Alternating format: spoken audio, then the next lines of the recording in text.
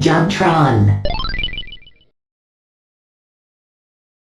Here's a new show that I thought just needed to be made. It's called Shit Fucks Up. We've all been there. Sometimes you're playing a game and some shit pops up and you're like, God, I hope that's not a recurring theme. But no, it comes back and sometimes it's one of the main gameplay mechanics in the whole game. There are certain things that just make a game frustrating. And sometimes even if you have one petty thing wrong with your game, it'll infect the entire experience and ruin everything. And when you see this, you just have to ask why? Why would you put this in a game where it's supposed to be fun, not a chore? It's times like this where you just have to put your feet down, if you have feet. And thusly, that is the point of this mini-show, to showcase the shit in games that is nerve-wrackingly game-breaking and almost makes you put down the controller and say, fuck. This time's topic, These QuickTime events, these are the bane of Who's doing that? My QuickTime powers. How you liking them? What about that, show you were supposed to be working on? How's that going, huh? I'm working on it. You piece of shit. You fucking piece of shit. Games are supposed to have flow, you know? So, let's delve into why QuickTime events are the cause of global warming, alright? Alright. I know that one of the first games to make QuickTime events a thing was Shenmue, but Shenmue I say, I never played that game. The first time I experienced the terror of the timed button press was in a game we all know and love as Resident Evil 4. Now at the time, it was sort of a novel thing to me. It wasn't really in games prior to that, so I mean, I didn't think much of it. Not to mention, Resident Evil 4 is one of the best games I've ever played, and the QuickTime events didn't come up that often, so I didn't notice it too much. So you'd be keeping on, playing the gameplay part of the game, and then came a cutscene. Awesome, let's just put that down. Oh shit, what the fuck? Yeah, that's real great. Get us in the middle of a freaking cutscene when we're not even supposed to be playing? What's the point?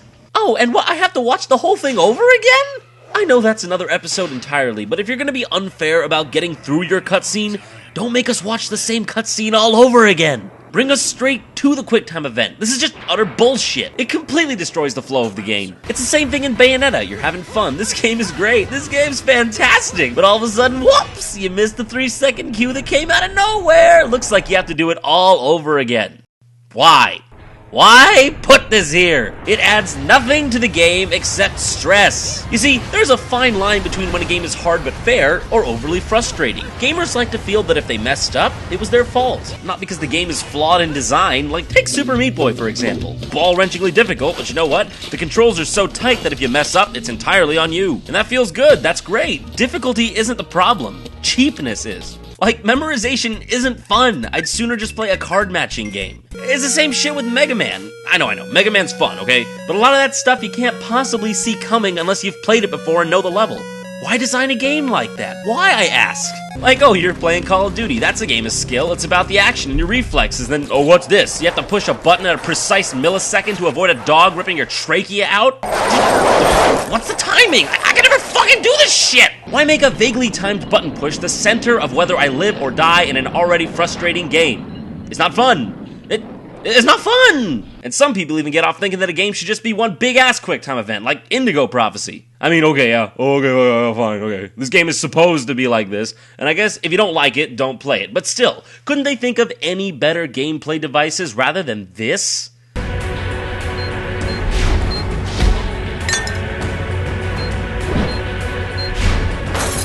And that brings us to the big daddy of them all, God of War. Yeah, now let me just say, God of War is a great game. The gameplay is great, it's fun, it's fantastic. But anytime you kill anything in this game, you've got to go through a series of timed button presses, and if you fail, the enemy will buck you off like Bruce Valanche at a Marlon Brando convention. And you have to do it all over again. If I wanted to play DDR with a D-pad, I'd fucking just play DDR with a D-pad! This is useless and only adds frustration to an otherwise perfect game series. Some may argue that the button presses where you just have to ravenously tap the button makes you feel like you're actually ripping something open, and that adds to the game.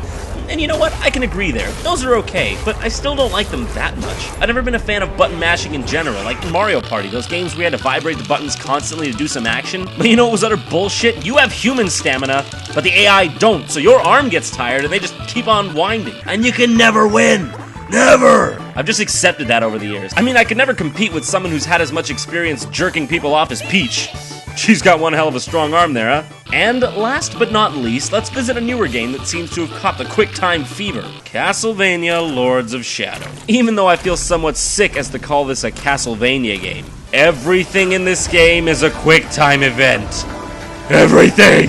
QuickTime on the bosses, QuickTime in the swamps, QuickTime on a horse, QuickTime on a crank. Yeah, this is why I take time away from doing my taxes, to watch a crank slowly get pulled. And I think it just makes it that much worse that this game shamelessly borrows or steals from other games like God of War and Shadow of the Colossus? Wait, Shadow of the Colossus? Who fucking rips off Shadow of the Colossus? That's like putting a hat on the Mona Lisa and saying, yeah, dude, I painted that shit.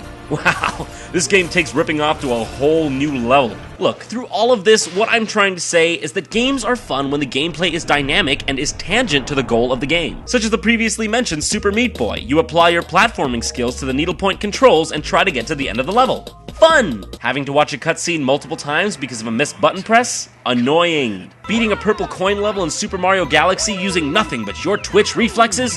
Rewarding. Slowly turning a crank with timed button presses? This is more akin to circumcision, bro. Developers, creators, artists, I'm talking directly to you right now. I'm talking to you as a hardcore gamer who only wants what's best for the game industry. QuickTime events. Take them out back and end the problem once and for all with your Winchester, I say. Peace. Go to normalboots.com right now to see a new JonTron original, and if you want to follow us on social networking, go to facebook.com/JonTronShow or twitter.com/JonTronShow.